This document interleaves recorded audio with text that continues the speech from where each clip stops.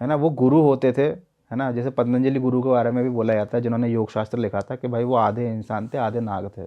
अच्छा। हाँ। सर ये तो पहली बार सुना है, क्योंकि अभी तक तो यही सुना था वो ऋषि मुनि थे और नॉर्मल इंसान की तरह ही थे।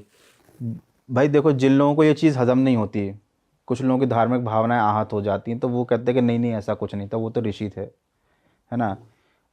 जो योग है, योग की सबसे पहली योग जिसने बनाया था वो थे आदिनाथ, भगवान शंकर। लेकिन उन्होंने कोई पुस्तक नहीं लिखी थी। भगवान शंकर का नागों के साथ क्या संबंध है सभी जानते हैं। और पहला ग्रंथ जो योग पे लिखा गया था वो महर्षि पतंजलि ने लिखा था। और पतंजलि महर्षि के बारे में बोला जाता है कि भाई वो आधे इंसान आधे नाग थे।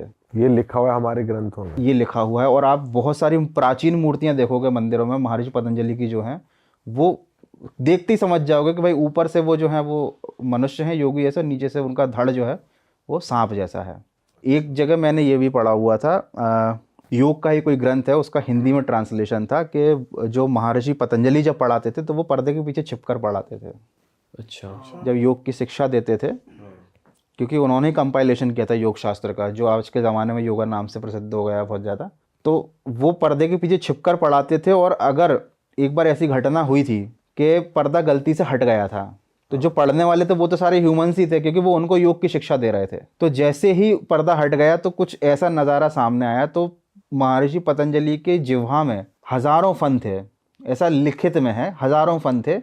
तो उन्होंने उससे अग्नि निकाल कर उस पूरी जगह को भस्म कर दिया। अरे तेरी। और उन बच्चों को भी जिन्होंने देख लिया था? सब भस्म कर दिया, सब खत्म कर दिया, कोई नहीं बचा। अच्छा। तो ये सब चीज़ें क्या हैं, आप जितना ज़्यादा डीप में स्टडी करोगे ना, आपको अलग अलग चीज़ें पता चलेंगी। आप मंदिरों में जाओगे तो आपको यूएफओज वगैरह बनी दिखेंगी, आपको ऐसे लोग बने भाई दिखेंगे। मंदिरों में ऐसे भी कार्विंग्स है कि किसी का सर है और वो एलियन जैसे हम देखते हैं कि यहाँ से बड़ा सर है। यस, तो वो ऐसे भी चीजें फिगर्स कार्व्ड है मंदिरों में। वो मंदिरों में नहीं, वो तो फिर आपने मेसोपोटामिया के टेम्पल्स में देखे होंगे, क्योंकि अपने मंदिरों में कभी भी स्कल्स की कार्विंग नहीं होती है, हाँ। है ना।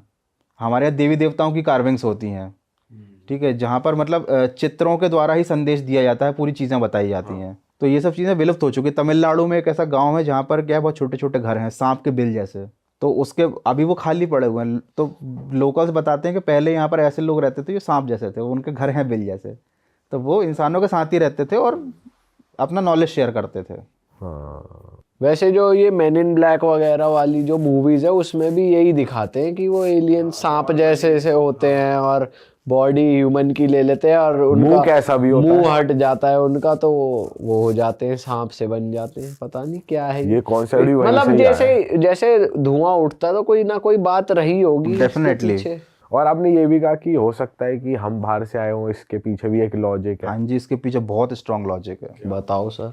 देखो क्या है कि धरती पर जितने भी जीव हैं, जीवित लोग हैं, जीवित में मतलब कीड़े मकोड़े पक्षी जो भी हैं जानवर, वो सब एवोल्यूशन के साथ साथ साथ अपने आप को धरती के हिसाब से चेंज करते आए हैं भाई, ठीक है।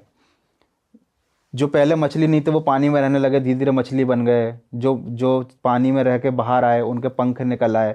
एवोल्यूशन बहुत सैकड़ों हज़ारों सालों में हुआ, सबकी अपनी अपनी चीज़ें चेंज हुई।